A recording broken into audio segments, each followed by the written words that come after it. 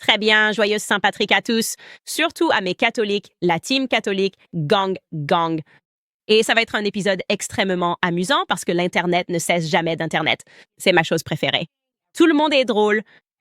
Et évidemment, avec cette affaire Justin Baldoni, il y a eu beaucoup de maris hétéros, des hommes extrêmement hétérosexuels qui sont impitoyablement traqués, poursuivis et houspillés par leurs femmes à cause de toute cette saga. Genre, tu dois regarder ça, regarde ça. Et l'un de ses maris a immédiatement rendu son verdict. Donc sa femme devait être en train de tout passer en revue. Et lui, il s'est dit, je sais ce qui se passe ici. C'est très drôle. Tu dois voir sa vidéo. En plus, je vais te faire un autre point sur l'actualité judiciaire. Brian Friedman vient littéralement de démolir le New York Times qui veut être retiré du procès. Parce que maintenant, tout le monde fait « Oh, pauvre de moi ». Aussi, Tucker Carlson, si tu as vu ça vendredi, il a parlé de la série Becoming Bridget. Et c'est vraiment l'histoire qui ne veut pas s'arrêter. Et ça me rend tellement heureuse à cause de tout ce qui s'est passé en coulisses. Et c'est bien fait pour Macron. Engager des agences de relations publiques américaines pour s'en prendre à des Américains et engager des avocats pour attaquer des Américains. Ça ne marche tout simplement pas, mon ami. À la fin, c'est la vérité qui l'emportera. Tout ça, c'est à venir dans Candace.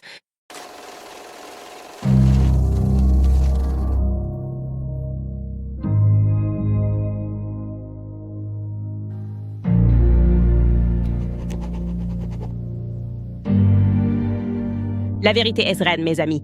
Le Christ est roi. Très bien. Donc, vendredi, on vous a laissé là-dessus. Je vous mettais à jour sur tout ce qui était étrange à propos de Hugh Jackman. Et j'étais vraiment tellement choquée quand je suis arrivée à la fin de l'émission. Et quelqu'un a posé une question et a dit « Ha ha ha, elle continue de dire Hugh Hefner ». Je te jure, j'étais sûre d'avoir bien dit. Donc, je vais tout simplement devoir l'admettre. Je vais vraiment mettre ça sur le compte du cerveau de fin de grossesse pour lequel il n'existe clairement aucun remède. Mais oui, à propos de Hugh Jackman, je vous expliquais un peu. Là, il y a des rumeurs qui circulent depuis très longtemps et qui ne semblent pas être de simples rumeurs. Et tout au long de cette série, j'ai essayé, enfin, on pourrait dire, de trouver cette limite, de la franchir avec précaution, pour, en quelque sorte, vous faire comprendre cela. Il se pourrait qu'il y ait ici des facteurs sociologiques en jeu, qu'il se passe plus de choses émotionnellement chez Ryan Reynolds qu'il n'y paraît, avec ses différentes bromances, etc., etc. Et la seule raison pour laquelle c'est pertinent, d'ailleurs, ce n'est pas comme si on était dans les années 80 et que quelqu'un se cachait dans le placard. C'est simplement parce que nous sommes tous très investis dans cette histoire. Ce qui intéresse beaucoup de femmes ici, d'ailleurs, c'est d'essayer de comprendre les aspects émotionnels de la situation. Pourquoi est-il aussi en colère? C'est cela qui était si choquant en lisant ces messages textes. C'était simplement sa colère et la quantité de contrôle qu'il exerçait. On avait l'impression de regarder IDTV comme dans une enquête criminelle. On ne comprenait pas pourquoi Ryan faisait et disait de telles choses à une personne aussi gentille. On ne comprenait pas les problèmes avec son père. Maintenant, on sait, mais il a tous ces problèmes avec son père. Mais qu'est-ce qui se passe réellement ici? Et pourquoi tous ces problèmes enfouis qu'il a aboutissent-ils à ce qui ne peut être décrit que comme une fusillade métaphorique sur Justin Baldoni et Justin Heath? OK, alors, nous comprenons. Ryan est en colère. Il est en colère depuis qu'il est enfant. Son professeur au Canada nous a confirmé qu'il avait manifesté très tôt des tendances sociopathes, semble-t-il. Alors, j'ai lentement fait en sorte que vous compreniez qu'il pourrait y avoir une source à cette colère. Mais j'essayais d'être gentille. Les femmes, nous sommes naturellement plus compatissantes que les hommes sur ces sujets. Mais ce mari sur TikTok, il a tout tranché avec une précision immédiate. Il a dit « On ne va plus ralentir tout le monde. On n'a pas besoin d'y aller doucement, Candace. » Il n'a pas du tout dit Candace. Je me suis juste incrustée là-dedans, comme je m'incruste dans ce procès. Mais il est vraiment hilarant. J'imagine que sa femme le traquait. Il a juste regardé ça d'un œil distrait et était prêt à rendre un verdict. Alors, écoutons ce que ce TikToker avait à dire. Son pseudo, au fait, si vous voulez le suivre, c'est Put the dog on the phone. Voici son analyse. Je peux vous dire ce qui se passe ici. J'ai la réponse. D'accord. Normalement, ce n'est pas le genre de choses dont je vous parlerai. Mais toutes les femmes de ma famille sont obsédées. Donc apparemment, comme des collégiens, elles ont fait fuiter tous ces messages textes. Et en voici un, soi-disant de Ryan Reynolds. Et c'est quoi ça? C'est quoi cette dernière phrase? C'est quoi cette dernière phrase? Oh, il est gay. Ah oui. Tu vois, les mecs hétéros ne disent pas ça. Les mecs hétéros ne disent pas ça.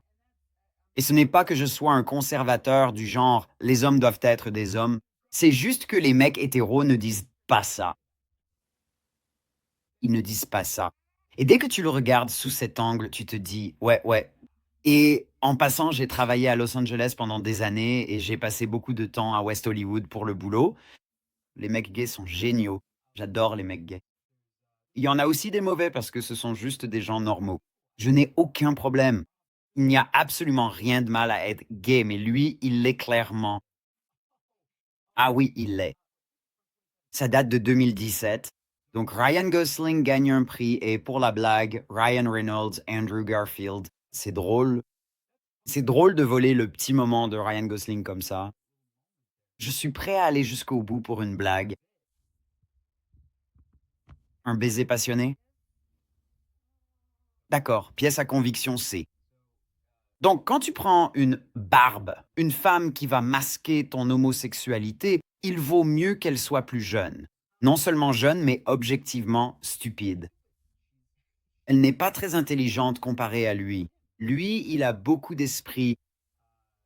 Il est également très charismatique.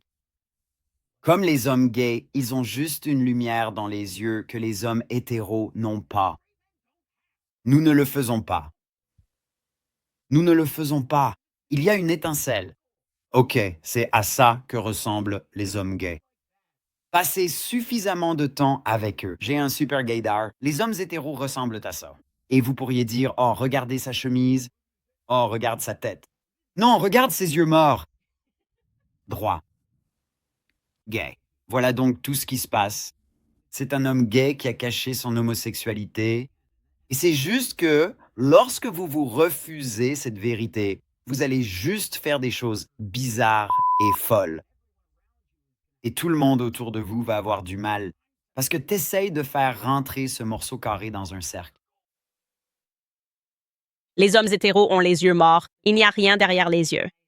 Et son évaluation est que les hommes gays ont un côté pétillant. Et en fait, ce qu'il dit, c'est ce que j'essayais d'introduire d'une manière plus polie, en vous parlant de ces mariages de convenance, ces mariages lavandes qui existent vraiment à Hollywood. Je sais qu'ils existent, c'est un fait. Et il y a quelque chose ici, cette colère sous-jacente qui n'a pas de sens. La scène de Deadpool était un peu trop exagérée pour moi. La relation avec Hugh Jackman était aussi un peu trop poussée à mon goût. Et je trouve ça hilarant que ce type regarde juste la situation, lit les messages et se dise « OK, je sais ce qui se passe ici. » Et maintenant, au lieu de ça, on doit passer par ce procès et ça va coûter genre 400 millions de dollars. Tout ça est complètement fou. Tout ça parce que Ryan n'est pas en paix avec qui il est au fond de lui. C'est vraiment ça au final. Il n'est pas honnête avec lui-même. Et donc, il est juste devenu une personne très agressive qui s'en prend aux autres de différentes manières. C'est ce avec quoi je serais probablement d'accord. Bref, je voulais aussi vous montrer ça parce que c'est vraiment hilarant. Mais je veux aussi vous donner une mise à jour sur un élément majeur du procès ici. N'oublions pas que le New York Times est poursuivi en justice parce qu'il y a eu beaucoup de dépôts importants récemment. Donc, évidemment, ils l'ont frappé fort. Diffamation, fausse lumière, atteinte à la vie privée. Je parle de l'équipe de Justin lorsqu'ils ont déposé cette plainte de 200 millions de dollars contre le New York Times. Et en réponse, le New York Times a demandé le rejet pur et simple de l'affaire. En invoquant le fait qu'il bénéficiait du privilège du journaliste équitable. D'accord, alors qu'est-ce que le privilège du journaliste équitable? Voici les définitions exactes que vous devez connaître. Le privilège du journaliste équitable, également appelé privilège des procédures publiques ou des dossiers publics, protège les médias contre les poursuites en diffamation. Lorsqu'il publie des comptes rendus fidèles et exacts de documents officiels ou de déclarations faites lors de procédures officielles.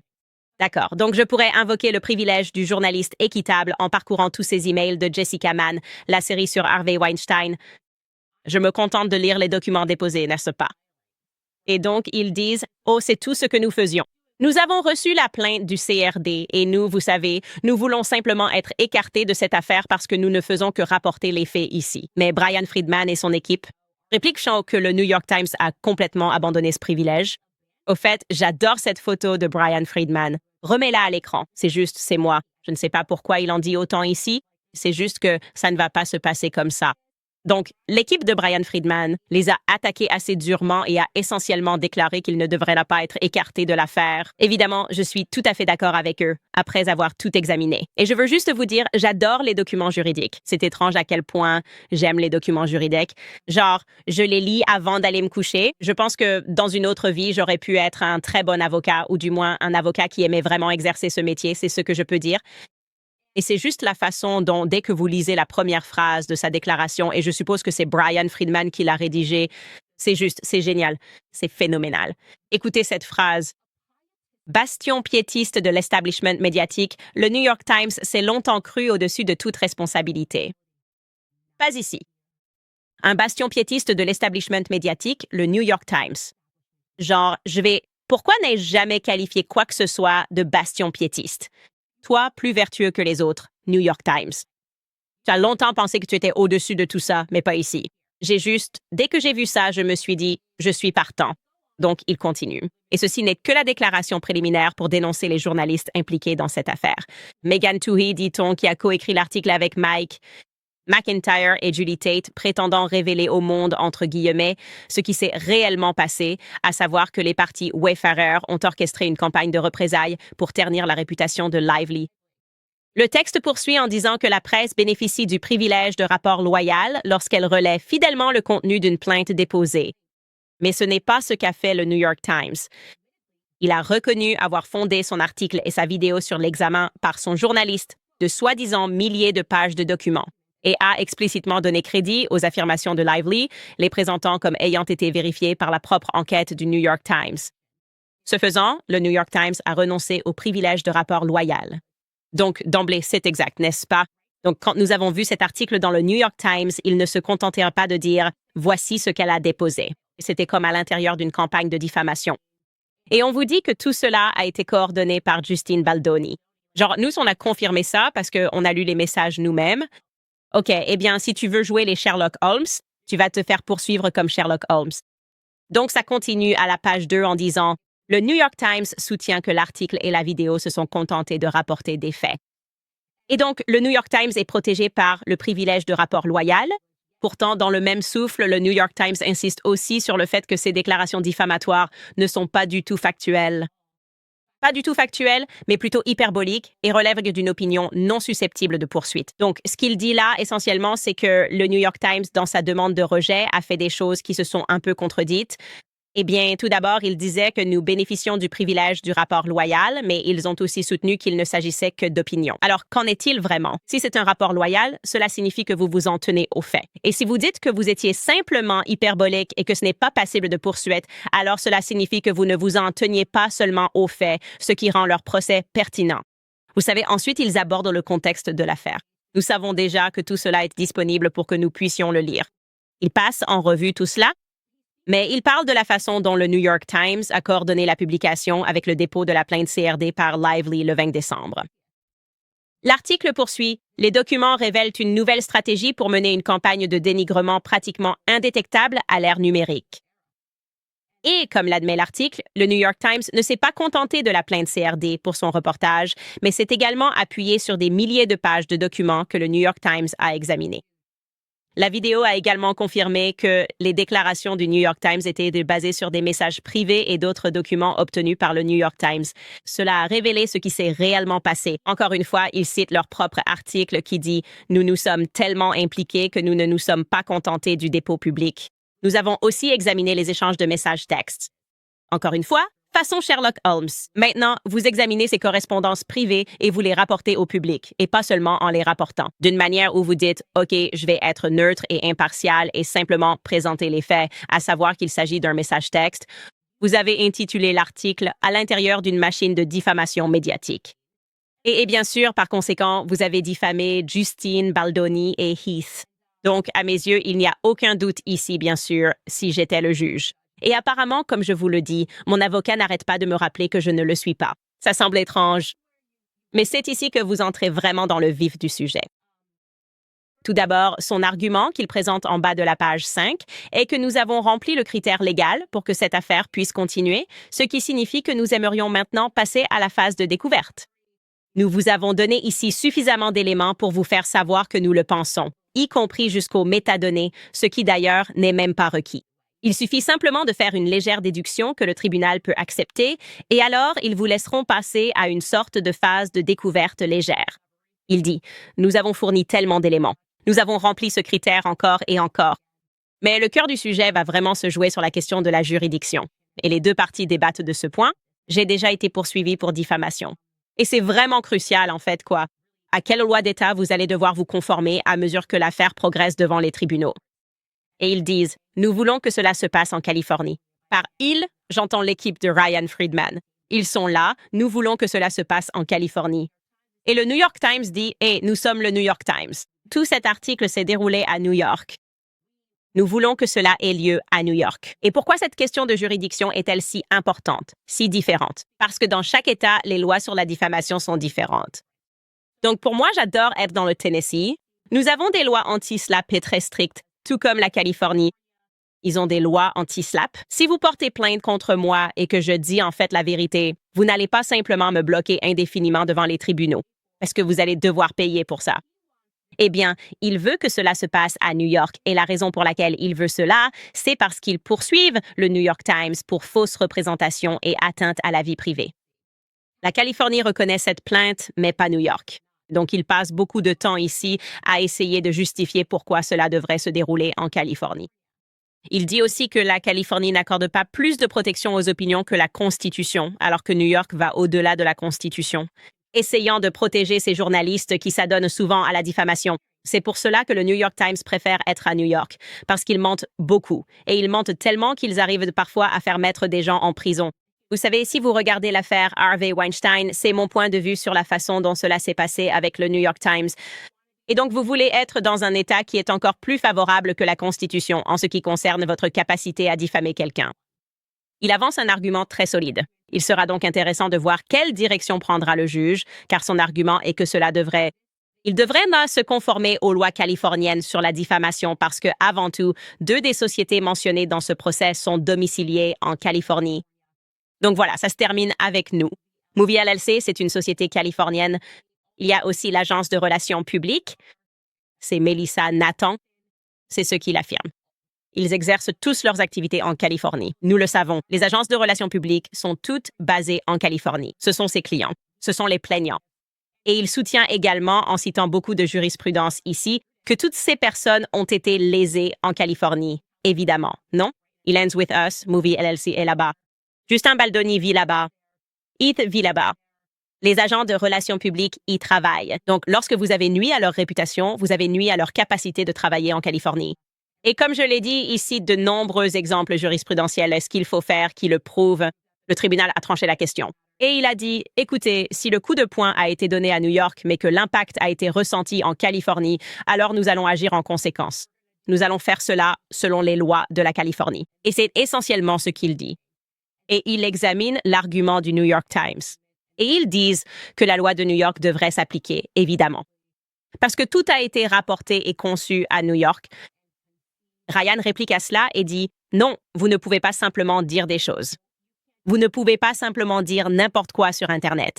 D'accord? Vous ne pouvez pas juste dire ce que vous voulez dire. Nous avons besoin d'une phase de découverte pour le prouver. Nous ne savons pas avec qui vous vous êtes coordonnés. Nous ne savons pas qui ni où l'article a été rédigé. Nous ne savons encore rien. Et c'est pourquoi nous demandons cette découverte limitée, pour pouvoir examiner cela et le déterminer. Donc, c'est vraiment très intéressant. Comme je l'ai dit, il y a énormément de jurisprudence. Il continue et réaffirme essentiellement pourquoi la plainte pour diffamation ne devrait pas être rejetée. Il insiste sur ce que cela signifie réellement ou sur ce qu'il faut obtenir pour bénéficier de ce privilège de rapport équitable. Et encore une fois, il précise que cela se mesure à l'effet naturel et probable sur l'esprit du lecteur moyen, ce qui signifie que si nous lisons cet article, avons-nous cru qu'il s'agissait d'un compte-rendu fidèle et exact de la procédure? Oui. Évidemment, les gens y ont cru parce que c'est la raison pour laquelle la moitié du gang de It Ends With Us disait « Lis-le, lis la plainte », parce qu'ils pensaient que c'était vrai. Et cela représentait un compte rendu fidèle et exact de ce qu'était la plainte du CRD. Et puis, il s'est avéré que non, en réalité, le New York Times avait complètement menti, avait tout simplement menti au public, avait inclus d'autres déductions, prétendant avoir mené l'enquête et soutenant cette affirmation. Ce qui s'est effondré de façon spectaculaire, évidemment, quand Brian Friedman a alors publié tous les messages textes. Et donc, c'est ce qu'il est en train de dire. Un rapport n'est pas juste et véridique. Il est écrit en bas de la page 13. Si la publication s'écarte de la procédure judiciaire, de telle sorte qu'elle, je cite, « ceci provient encore d'une autre décision », produit un effet différent sur le lecteur. Et c'est ce qui s'est passé avec l'article du New York Times. Cela a produit un effet différent sur le lecteur que si nous avions simplement lu la plainte du CRD, évidemment. Donc, c'est vraiment intéressant. Une grande partie de tout cela, évidemment, c'est que j'ai un intérêt personnel. Je veux voir le New York Times tomber pour plusieurs raisons, notamment en ce qui concerne cette affaire Harvey Weinstein. Maintenant, et les gens en parlent, ils évoquent ce sujet. En fait, j'étais chez Piers Morgan plus tôt aujourd'hui et nous en avons parlé. Et des gens me contactent en disant qu'ils sont très surpris, que tout ce qu'ils pensaient de savoir sur l'affaire Harvey Weinstein n'est pas exact. Et oui, c'est exactement la même journaliste, Megan Twohey. Et donc, j'ai vraiment l'impression qu'en ce moment, on est dans la génération de la vérité. Il se passe beaucoup de choses. Les gens commencent à se réveiller. Et ils se rendent compte que beaucoup de personnes qui ont été salies et diffamées, on a donné tellement de pouvoir à la presse pour détruire des gens sans aucun fait. Et l'affaire Justin Baldoni n'est pas différente de l'affaire Harvey Weinstein à cet égard. Et uniquement de cette façon, évidemment, Justin Baldoni est un petit chiot.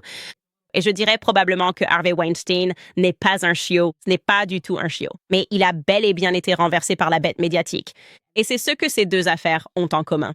Donc, je vous tiendrai totalement au courant de tout ce qui se passe avec ce procès. Et je vais continuer à ignorer mon avocat qui ne cesse d'affirmer que je ne suis pas, vous savez, au courant de ça ou que je ne fais pas partie de l'affaire. Et un jour, je le serai. Un jour, je rentrerai dans cette salle d'audience, j'enlacerai Brian Friedman, Justin Baldoni et tout le monde, Melissa, Nathan, et nous serons tous tellement heureux quand nous gagnerons. Ça va être, je vais probablement pleurer. Je ne sais pas pour vous. Je vais probablement pleurer. Bref, laissez-moi vous parler avant qu'on en vienne à Tucker Carlson de Tax Network USA, parce que l'IRS est la plus grande agence de recouvrement au monde. Le 15 avril approche vite. L'IRS est plus agressif que jamais. En 2025, les mesures d'application de la loi se sont intensifiées. Si vous devez des arriérés d'impôts ou n'avez pas déposé vos déclarations, attendre n'est pas une option. Plus vous attendez, plus la situation empire. Ignorer vos problèmes fiscaux est la pire chose à faire. Prendre les devants maintenant est une décision intelligente, mais vous ne devriez jamais contacter l'IRS seul. À la place, laissez les experts de Tax Network USA s'en occuper pour vous, car toutes les sociétés de résolution fiscale ne se valent pas. Tax Network USA dispose d'une ligne directe privilégiée avec l'IRS, ce qui signifie qu'ils savent exactement avec quels agents traiter et lesquels éviter. Et ils disposent de stratégies éprouvées qui permettent de régler les problèmes fiscaux en votre faveur. Que vous deviez 10 000 ou 10 millions de dollars, les avocats et négociateurs de Tax Network USA ont déjà résolu plus d'1 milliard de dollars de dettes fiscales. Discutez donc dès aujourd'hui avec l'un de leurs stratèges, car c'est gratuit. Appelez le 1-809-58 000 ou rendez-vous sur tnusa.com/Candace. C'est tenusa.com/Candace. Aujourd'hui aussi, c'est votre jour de chance car c'est Field of Greens, les légumes verts pour la Saint-Patrick. La Saint-Patrick. Nous allons commencer cela avec une promotion spéciale Saint-Patrick. Vente spéciale Saint-Patrick. En ce moment, mes spectateurs ont 30% de réduction avec le code LUC. Nous ne mangeons pas toujours aussi sainement que nous le devrions, mais Field of Greens est là pour vous. Un seul verre délicieux et rempli d'un arc-en-ciel. De fruits et légumes sélectionnés par des médecins pour soutenir la santé de votre cœur et de vos reins, votre métabolisme et bien plus encore. Donc, même lorsque vous choisissez un burger au lieu d'une salade, vous apportez quand même à votre corps ce dont il a besoin chaque jour. Et pendant leur promotion de la Saint-Patrick, vous pouvez économiser un peu d'argent tout en buvant vos légumes verts, économiser 30% sur toutes leurs saveurs populaires et leur lot en utilisant le code LUCK. Alors, que Field of Greens fasse déjà partie de votre routine ou que vous attendiez même de l'essayer, c'est maintenant votre chance de faire de grosses économies. La vente n'est valable que quelques jours, alors ne la manquez pas. Allez sur fieldofgreens.com et utilisez le code promo LUC. C'est fieldofgreens.com, code promo LUC. Vous savez qui n'a pas de chance en ce moment parce qu'on ne peut pas faire des choses dans le noir, mais elles ne sont pas révélées à Emmanuel Macron. Il ne l'est pas, je suis désolée. Au fait, je me sens très bien à ce sujet.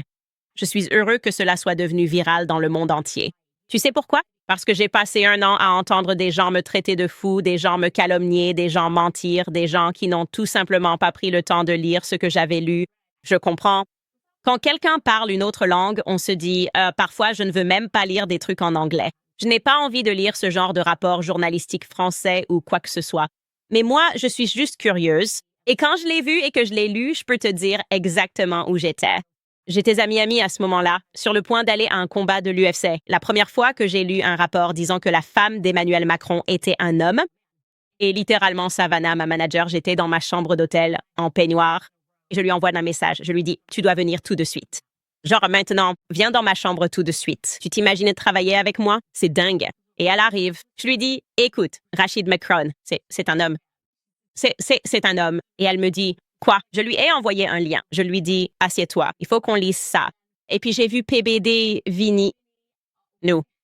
On était tellement plongés dans cette conversation pendant le combat de l'UFC que genre Ivanka, Trump, Jared, tous ceux qui passaient et essayaient de nous dire bonjour comme Trump était là ce soir-là. On l'était. Je me disais, j'ai pas le temps. Je n'ai pas le temps de parler d'autre chose. C'est une histoire vraie. Vinny et moi, on s'est assis dans un coin et on a parlé de ça pendant tout le combat, pendant que des célébrités passaient à côté et que tout le monde voulait prendre des photos avec eux. Et moi, je voulais juste parler de Brigitte. Donc, traverser tout ça, puis avancer jusqu'à recevoir cette lettre d'avocat et être en gros menacé par un dirigeant du G7 et par quelqu'un qui pariait essentiellement que j'allais être du genre « Ouh, j'ai trop peur !» Et en fait, ça m'a juste mise en colère parce que j'étais trop enceinte pour ça. Jusqu'à maintenant, voir le monde entier qui a regardé cette série, l'adopter et réaliser que ce n'était pas une petite histoire. C'était une histoire énorme. C'est incroyable. Ça fait du bien. C'est comme si la vérité rattrapait les mensonges. Et encore une fois, on voit les médias être mis en échec. Les médias qui traitent tout le monde de complotiste sont mis en échec parce que c'est la vérité. La vérité est un mensonge. Et c'est la fameuse expression « laisse-la aller et elle se défendra d'elle-même ». Et donc, Tucker Carlson Il interviewait Clayton Morris de Redacted dans son émission du vendredi et le sujet de Brigitte est venu sur le tapis. Et voici l'extrait. Écoutez bien. L'unique histoire que j'ai vue ces dernières années où je me suis dit « je ne peux pas aller là-bas », c'est du même niveau que la théorie de la Terre plate, c'est-à-dire que Brigitte Macron, l'épouse d'Emmanuel Macron, le président de la France, a été accusée. D'abord par des journalistes français, puis par mon amie Candace Owens, qui est en fait l'une des personnes les plus gentilles que j'ai jamais rencontrées. Oui, elle est très intelligente, elle est incroyable. Vous savez, tout le monde dit toujours que Candace Owens est une haineuse. Candace Owens est tout le contraire d'une haineuse, c'est une personne très gentille. Mais bref, elle arrive et dit « je mets en jeu ma crédibilité professionnelle ». Sur l'affirmation que l'épouse de Macron est en réalité un homme. Et là, je me suis dit « oh, Candace Owens, je t'adore, mais je pense que là, c'est vraiment trop fou. » Ouais. Et puis, il s'avère qu'elle a raison. Ouais. Alors, tu peux expliquer. Je suis complètement sidéré. Eh bien, ma femme a suivi ça d'ailleurs. Les analyses de Candace Owens à ce sujet sont phénoménales. Donc je suis là, assis, et je demande à ma femme « Qu'est-ce que tu regardes ?» Elle me répond « Je regarde toute l'enquête approfondie de Candace Owens là-dessus. » Donc il faut rendre à César ce qui est à César. Je donne tout le crédit à Candace Owens pour avoir vraiment mis cette histoire en lumière. À partir des journalistes français qui ont révélé l'affaire en premier et qui ont ensuite, je pense, été ostracisés ou en gros à qui on a dit de ne pas en parler. Donc voilà, enfin, c'est un prédateur. Donc, enfin, je veux dire, le fait qu'Emmanuel Macron était un enfant et que cet homme l'a pris sous son aile, qu'il était un prédateur, qu'il a utilisé l'identité d'un autre être humain, je veux dire, je simplifie vraiment l'histoire à bien des égards, mais je ne connais pas tous les détails. Pas comme Candace, c'est sûr. Mais Brigitte Macron est en fait un homme qui a, d'une certaine manière, manipulé Emmanuel Macron. Ça, mesdames et messieurs, c'est un fait. Et c'est juste incroyable de voir ça devenir grand public après, comme je l'ai dit, tout le harcèlement. Et d'ailleurs, j'ai l'air d'un bébé en disant ça parce que c'était vraiment Natacha Ray et Xavier Poussard, encore une fois, ces incroyables journalistes français qui ont affronté bien plus que d'être traités de fous ou d'être annulés par les médias traditionnels qui mentent pour ces gens puissants. C'est ça leur travail, mentir à plein temps et manipuler le public pour l'empêcher de chercher la vérité. Dès que tu t'approches de comprendre ce qu'ils font, on te traite de complotiste. Alors, voir ça devenir grand public, j'ai dit aux gens aujourd'hui, je me sens comme Steve Urkel en ce moment. Voici l'extrait. C'est comme ça que je me sens. Et je me dis, est-ce que c'est moi qui ai fait ça? Oui, c'est moi. Et ce qui est drôle, encore une fois, c'est que ça montre à quel point le mal ne fonctionne jamais. Ça ne marche jamais au final d'être un menteur ou d'être mauvais. Parce qu'à la base, je n'avais prévu de faire qu'un seul épisode sur Brigitte. Et j'y suis allée. J'ai rencontré Xavier Poussard, j'ai fait cette interview avec lui. Je n'allais faire qu'un seul épisode. Et puis mes fesses de femme enceinte se sont dandinées dehors et une lettre juridique d'une centaine de pages m'a été signifiée. Et je me suis dit, c'est parti, allons faire la guerre. Soudain, style 300, j'étais comme, tu veux jouer? Allons-y, faisons-le. Et c'est ainsi que nous en sommes arrivés là, simplement parce qu'il a reçu le pire conseil qui soit. C'est donc incroyable de voir ça. Et je veux aussi vous dire, au-delà de tout ça, que le livre Becoming Brigitte, qui en français est Devenir Brigitte, comme je l'ai dit, tous les bénéfices de ce livre, j'ai nommé la série Devenir Brigitte et Xavier Poussard. Ce livre lui appartient entièrement. Il est numéro 1 en France depuis des semaines. C'est toujours le livre numéro 1 en France et il le mérite tellement. Je veux dire, son travail d'enquête, il a sacrifié 8 ans de sa vie à cela. Vous vous rendez compte de ce que cela signifie de consacrer 8 ans de sa vie à quelque chose? C'est donc incroyable. Et je veux aussi vous montrer cet extrait de la conversation de Tucker parce qu'il est également vrai que nous reconnaissons cela. Écoutez bien. Est-ce que tu as de l'espoir qu'on ait accès à ces documents sur JFK? Eh bien, C'est intéressant. Je veux dire, je n'ai jamais été intéressé par l'assassinat de Kennedy. C'était surmédiatisé et ça semblait être le terrain des cinglés et des adeptes des théories du complot. c'est de là que vient le terme. Oh, C'est... Eh bien sûr, tu sais, ce n'est pas l'ignorance qui fait de toi un complotiste. C'est la connaissance, ce que je ne savais pas. J'étais tellement idiot, c'est un excellent point. Je suis toujours idiot à certains égards, mais bienvenue au club, bienvenue au club. C'est en fait une déclaration tellement puissante. Ce n'est pas l'ignorance qui fait de toi un complotiste. C'est la connaissance. Et j'ai vraiment l'impression que cela devrait être répété 1000 fois, à mettre sur un t-shirt, sur une casquette, parce que c'est vraiment ça. La réalité, c'est qu'une fois que tu deviens extrêmement compétent dans un domaine, tu te rends soudainement compte à quel point tu étais ignorant avant. Et j'adore l'humilité répétée que Tucker exprime.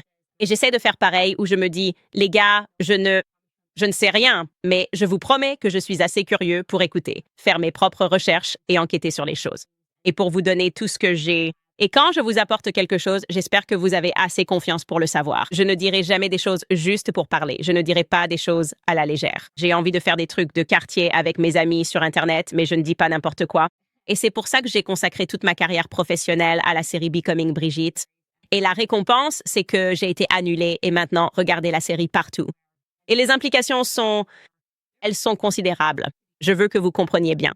Ce n'est pas juste viral en France, viral aux États-Unis, viral au Royaume-Uni, cette histoire. C'est même viral en Russie. Les gens l'intègrent désormais dans leur dialogue politique et leurs analyses en jugeant les actions actuelles d'Emmanuel Macron. Parce qu'il a complètement perdu les pédales. C'est comme guerre, guerre, guerre, guerre, guerre. Et ils se rendent compte, d'accord, il a l'air d'avoir perdu le contrôle.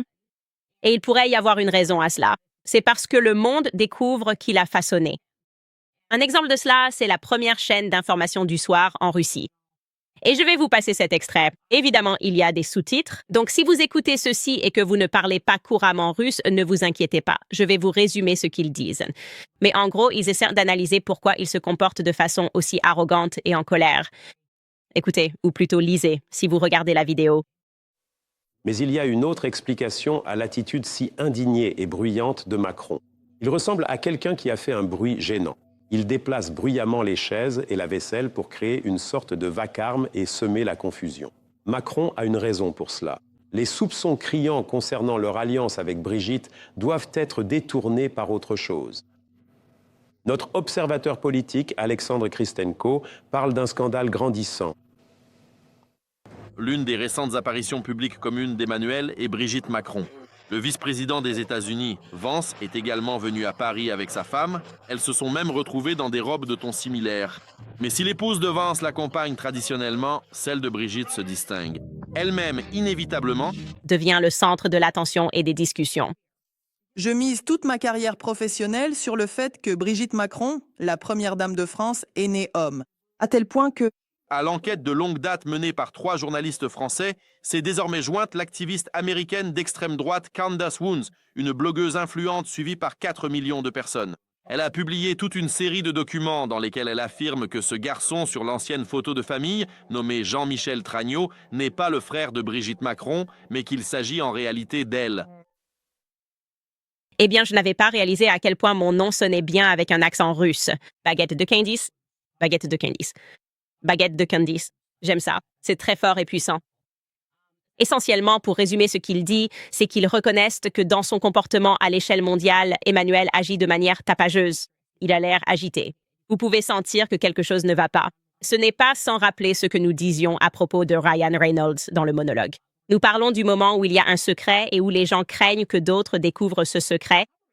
Ils peuvent alors se comporter de façon assez malveillante et erratique. Oui. Et ils disent que sur la scène politique, c'est Emmanuel Macron en ce moment. Et la raison pour laquelle il agit ainsi, c'est parce qu'il veut détourner l'attention du scandale. Et c'est pour cela qu'il fait simplement du bruit de sabre. Ensuite, cela résume le reste. Cela continue simplement en résumant notre série, Devenir Brigitte. Donc, pour ceux d'entre vous qui ne l'ont pas regardé, je ne sais pas ce que vous faites. Vous devez absolument le regarder. Je suis vraiment fière de ce travail. Comme je l'ai dit, moi et l'équipe, nous avons passé vraiment tellement d'heures là-dessus. Et ce n'est qu'une fraction du travail qu'ont accompli les journalistes français. Vous pouvez le trouver sur YouTube, Spotify, Apple, partout où vous écoutez. Lancez-vous. Vous ne pourrez pas détourner les yeux. Et d'ailleurs, en parlant de menaces à peine voilées en réponse à leur colère contre l'Amérique, on dirait que la France est vraiment furieuse. Un député français veut récupérer la Statue de la Liberté. Je ne plaisante pas. Je ne plaisante vraiment pas. Regardez ce titre dans l'AP française. Un député français demande le retour de la Statue de la Liberté. Raphaël Glucksmann, membre du parti de centre-gauche Place Publique en France, a exigé dimanche que les États-Unis rendent la Statue de la Liberté, nous accusant de prendre le parti des tyrans. Je suis sûre, parce que quoi? On a montré un extrait des Russes ou quelque chose comme ça, et vous savez, on dirait vraiment qu'ils veulent que cette guerre en Ukraine dure éternellement. Et Glucksmann, qui est un fervent défenseur de l'Ukraine, il a pris la parole lors du congrès du parti. Il a pris le temps de réprimander les États-Unis pour ce qu'il considérait comme notre changement de position sur nos valeurs. Il a déclaré, je cite, « Rendez-nous la Statue de la Liberté. Nous allons dire aux Américains qui ont choisi de se ranger du côté des tyrans, aux Américains qui ont licencié des chercheurs pour avoir exigé la liberté scientifique, rendez-nous la Statue de la Liberté. Nous vous l'avons offerte en cadeau, mais apparemment vous la méprisez. Donc elle ira très bien ici chez nous. » D'accord. On dirait vraiment un sketch de Will Ferrell. Rendez-nous la Statue de la Liberté. C'était un cadeau, Todd. Je garde la peinture. On dirait un sketch de Vince Vaughn, là. Mais la porte-parole, Caroline Leavitt, affirme que la Statue de la Liberté ne retournera pas. Voici ce qu'elle a répondu lorsqu'on lui a posé la question. Il y a maintenant un membre du Parlement européen, originaire de France, qui ne pense plus que les États-Unis représentent les valeurs de la Statue de la Liberté. Ils veulent récupérer la Statue de la Liberté. Alors, est-ce que le président Trump va renvoyer la Statue de la Liberté? En France? Absolument pas. Et mon conseil à ce politicien français de bas niveau, resté anonyme, serait de lui rappeler que c'est uniquement grâce aux États-Unis d'Amérique que les Français ne parlent pas allemand aujourd'hui. Il devrait donc être très reconnaissant envers notre grand pays. Donc je dirais deux choses. C'est mignon, mais on pourrait aussi rétorquer que l'Amérique n'existerait pas sans eux. Évidemment, Washington, ils ont envoyé leurs troupes. Aussi, pourquoi ne pas leur rendre? Si j'étais porte-parole, je dirais « OK, venez la récupérer. » D'abord parce que ce serait drôle de les voir la reprendre. Ensuite, il y a trop de monde, c'est sale. Et troisièmement, je ne sais même plus ce qu'elle représente maintenant que je réapprends l'histoire. Tout ce qu'on nous a dit sur la Statue de la Liberté est même un mensonge. C'est un symbole franc-maçon sur la conquête des nations. On est censé croire que cela représente Libertas, une déesse romaine censée incarner la liberté. Non. Pourquoi tient-elle du feu? Je suis presque sûre que c'est luciférien, le porteur de lumière.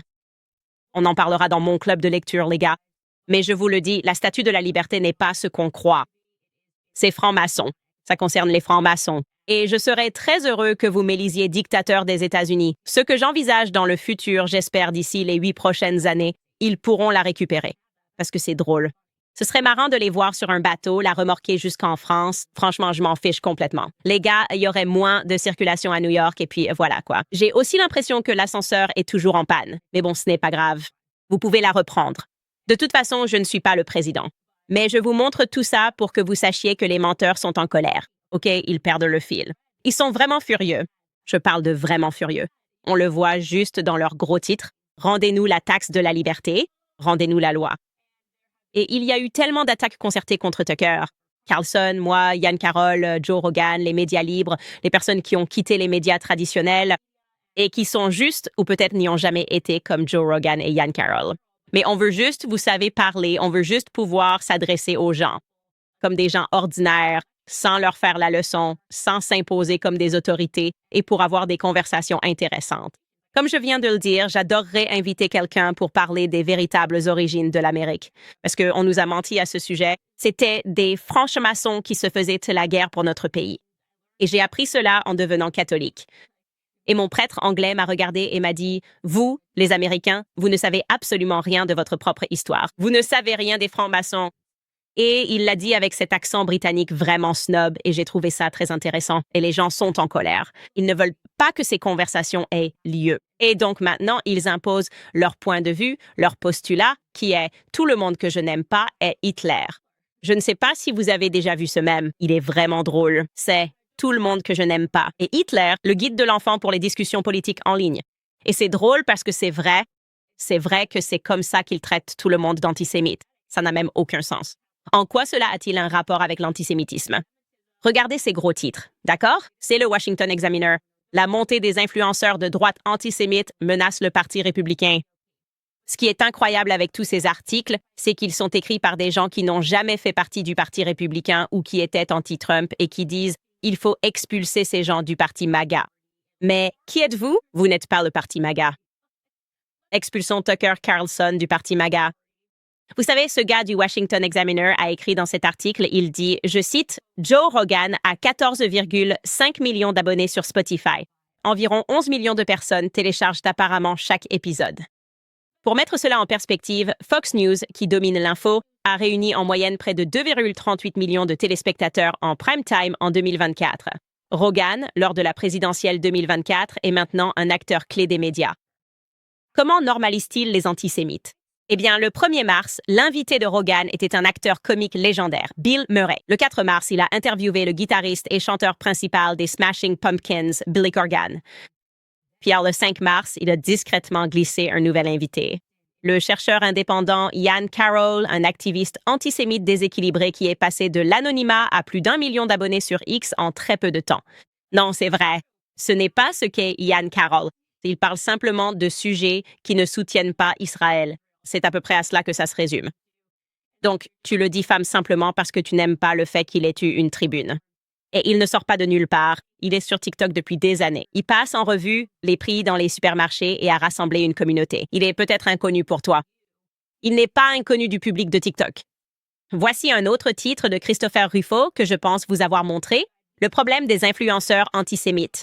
Et c'est là qu'il parle de moi, qu'il parle d'Andrew T. et qu'il parle de Tucker Carlson.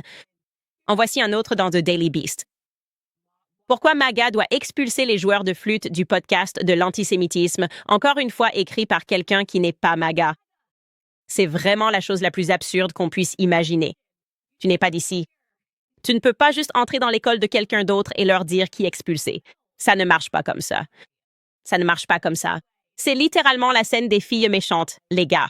Elle n'est même pas d'ici. Daniel n'est même pas d'ici. Et en voici un autre de Mediette. Je ne sais même pas si ça se prononce comme ça. Je veux dire, ils sont ridicules.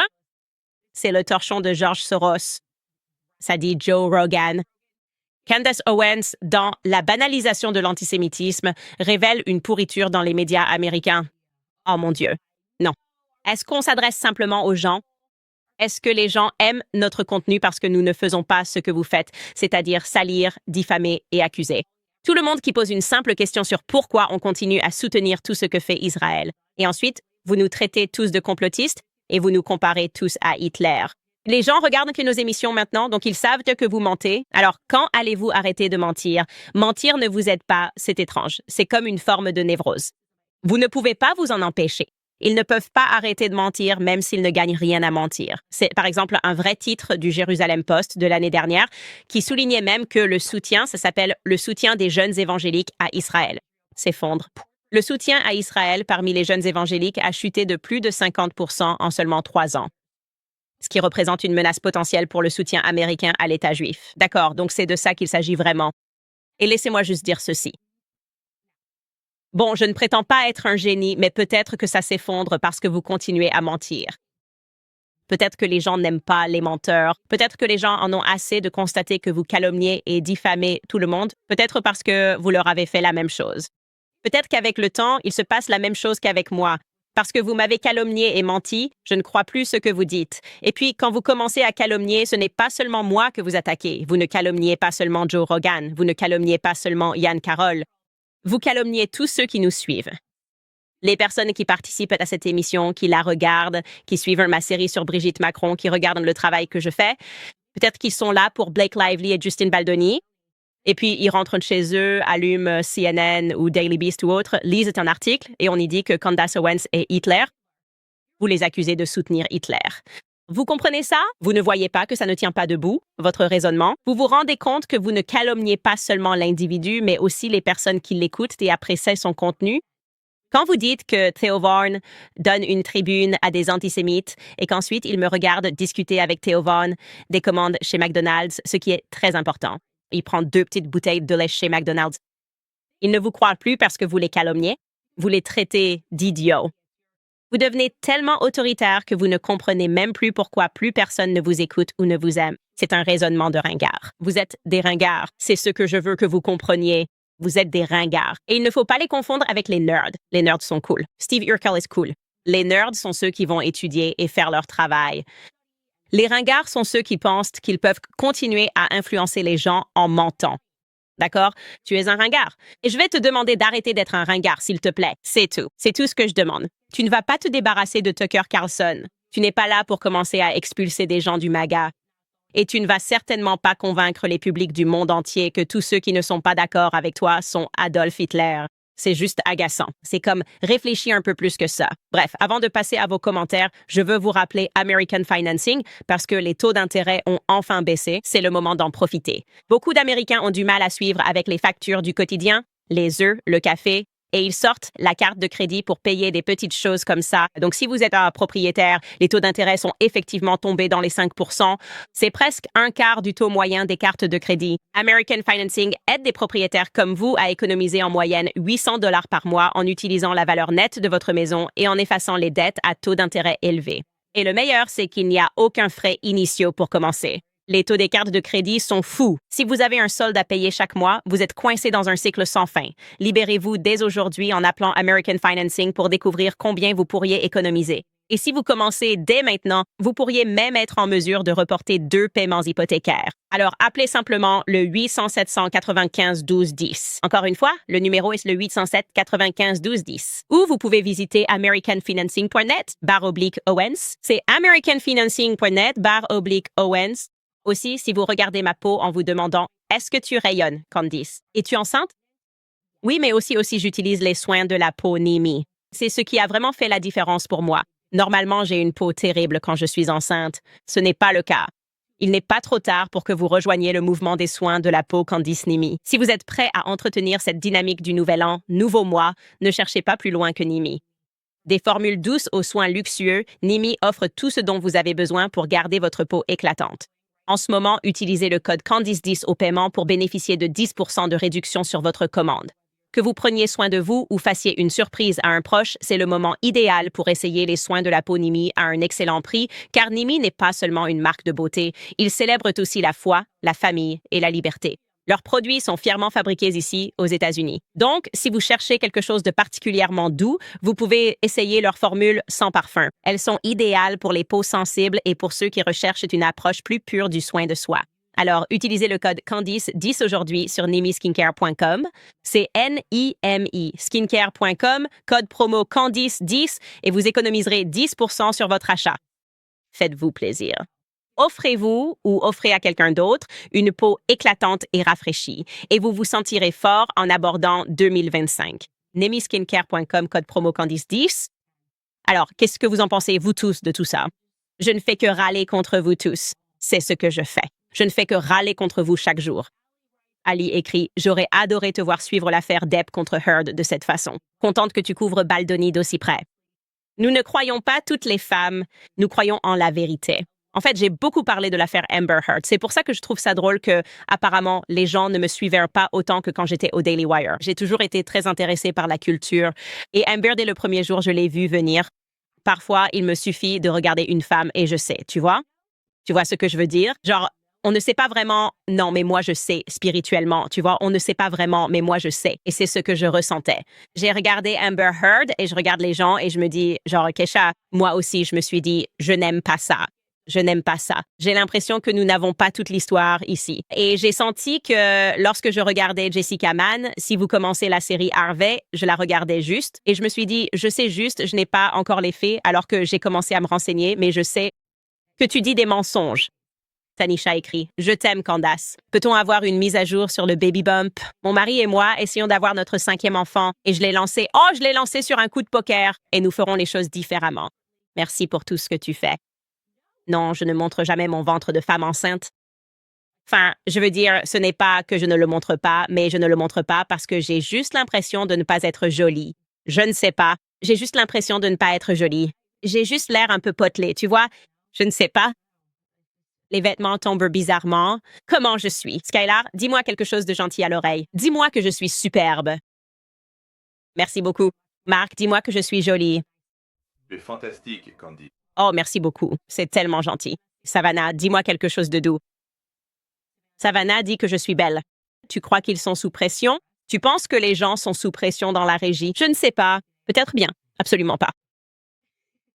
Merci beaucoup. J'utiliserai ça au tribunal si jamais vous vous en prenez à moi. Lunet dit que tu devrais sortir des produits dérivés avec écrit Toxic Positivity dessus. Justine Baldoni et moi, on devrait lancer une collection ensemble. Mon cousin et moi devrions lancer une collection Toxic Positivity, un gobelet Standus, et on le vendrait ensemble. Et il ne voudra rien faire de tout ça parce qu'il est trop gentil. Et il ne va se moquer de rien ni s'amuser avec qui que ce soit. Il va juste dire quelque chose de vraiment gentil à la fin, remercier tout le monde pour leur soutien et être genre parfait ou je ne sais quoi. C'est très stressant d'être de la famille de Justine Baldoni.